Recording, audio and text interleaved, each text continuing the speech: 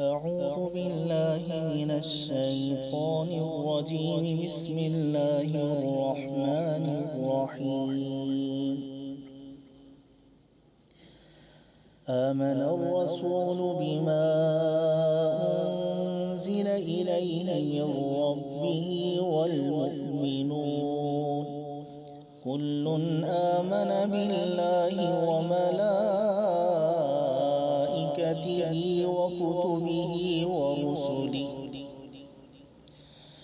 لا نفرق بين أحد من رسله وقالوا سمعنا وأطعنا